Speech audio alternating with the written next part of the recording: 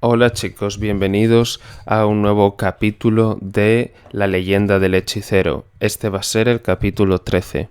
Habían pasado 2 días. 2 días estuvo huyendo de un lado a otro para dejar pistas falsas, sin comer, sin dormir, bebiendo solamente cuando vadeaba algún arroyo de montaña, tratando de borrar su rastro y de no dejar huellas. Cuando se paraba a descansar oía a lo lejos el ladrido de los perros de caza. De noche subía a la copa de algún árbol alto para guiarse por las constelaciones que brillaban en el cielo. Desde allí arriba veía en los valles altos el resplandor de las fogatas. Todos los centinelas de la aldea, la mayoría de los cazadores lo estaban persiguiendo. El padre de Didrik, Caspar, debía de haber ofrecido una generosa recompensa por su cabeza.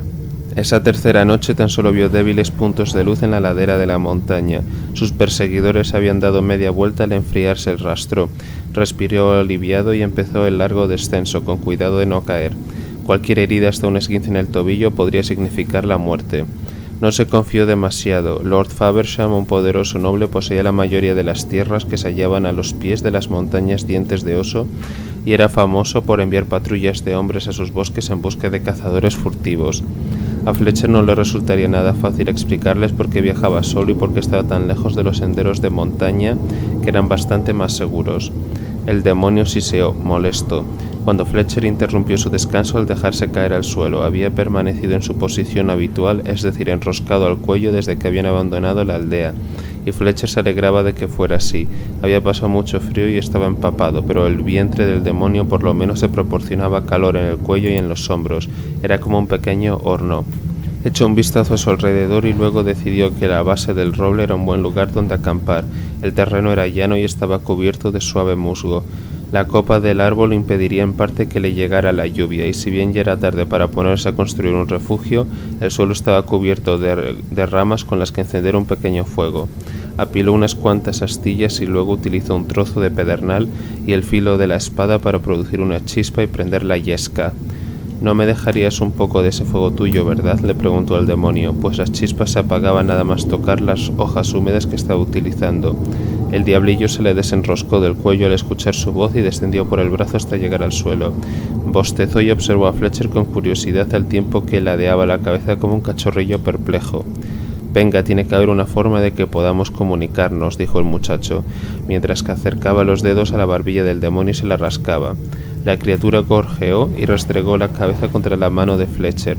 Con cada caricia el joven también notaba una especie de gran satisfacción en algún lugar de su mente consciente, como si le picara algo y se estuviera rascando. «Fuego», le dijo Fletcher señalando la piña de leña. El demonio soltó un agudo ladrido y empezó a dar vueltas sobre sí mismo. «Chis», lo hizo callar Fletcher, que de repente sintió miedo. En las montañas bajas abundaban los lobos. De hecho, ya había oído sus aullidos a lo lejos. Hasta ese momento, sin embargo, había tenido suerte de no cruzarse con ninguno. El demonio guardó silencio y se encogió y se le metió bajo las piernas. ¿Lo había entendido? Fletcher estaba sentado sobre el húmedo suelo con las piernas cruzadas. Tembló de frío al notar que se le había mojado la parte posterior de los pantalones. Cerró los ojos y se estrujó el cerebro tratando de recordar si Rotterdam había mencionado en sus historias algo acerca de cómo controlaban los demonios y los hechiceros a los demonios. Mientras pensaba, percibió la mente consciente del demonio, en ella las mismas sensaciones de confusión, miedo y soledad que experimentaba él. Le envió mentalmente una oleada de consuelo y notó que el demonio se ponía tenso para luego relajarse. El miedo y la soledad desaparecieron para dar paso al cansancio y al hambre, y entonces lo comprendió. El demonio no entendía sus palabras, pero percibía sus emociones. Le envió al diablillo una sensación de frío, pero la criatura se limitó a estremecerse incómoda y se le enroscó en la pierna. Por el calor que desprendía su cuerpo, Fletcher intuyó que estaba acostumbrado únicamente a temperaturas cálidas. Tal vez una imagen, se imaginó un fuego que evocó en él recuerdos del horno que tenía Verdom en su fragua. El demonio gorjeó y luego observó a Fletcher con sus grandes ojos ambarinos parpadeando. Tal vez acabara de recordar su hogar. El chico se frotó las manos entumecidas mientras pensaba que aquello iba a ser más difícil de lo que en un principio había imaginado. Se dejó caer y se arropó los hombros como pudo con su raída chaqueta. «Si me hubiera podido comprar aquel abrigo en el mercado, ni siquiera necesitaríamos un fuego», dijo desesperado. Contempló la pila de leña y deseó que empezara a arder. Sin previo aviso, una gota de fuego salió disparada entre sus piernas y convirtió la leña húmeda en un chisporroteante fogata. «¡Pero qué listo eres!», exclamó Fletcher mientras cogía el diablillo y lo estrechaba entre sus brazos. Enseguida notó el calor que regresaba a sus entumecidas extremidades y sonrió cuando el tenue resplandor le trajo de nuevo recuerdos de la fragua de Verdon. «Y ahora que lo pienso», dijo mientras dejaba al demonio sobre su regazo y empezaba a rebuscar en el interior del macuto. Con tanta persecución, prácticamente se había olvidado de los regalos que le había entregado Verdon. Cogió el más grande de los 2 paquetes y lo abrió con los dedos aún entumecidos por el frío. Era un arco, lacado con un barniz claro y encordado con una fina trenza de cuero curtido. La madera estaba delicadamente tallada y los 2 extremos se curvaban primero hacia adentro y luego hacia afuera para darle más potencia al tensarlo. Estaba fabricado en tejo, una madera cara que Verdon debía de haberle comprado a algún mercader el año anterior, pues no crecía en aquellas montañas. Después de adquirirla, la habría tratado y teñido, de manera que en lugar de tener el habitual tono claro, aquel arco era gris. De ese modo no llamaría la atención cuando el cazador se agazapara entre las sombras. Era un arma magnífica y valiosa, el tipo de arco por el que un experimentado cazador pagaría mucho dinero. Fletcher sonrió y miró hacia lo alto de las montañas Dientes de Oso para darle las gracias en silencio a Verdon. Debía de haber tardado meses en fabricarlo y sin duda había trabajado en él a escondidas cuando él salía a cazar. Hasta le había fabricado un delgado carcaj que estaba repleto de flechas adornadas con plumas de oca. Tal vez pudiera cazar alguna liebre por la mañana. Al pensar en la liebre, las tripas empezaron a protestar. Dejó a un lado el segundo regalo y rebuscó en el fondo del macuto, del cual extrajo un pesado paquete envuelto en papel marrón.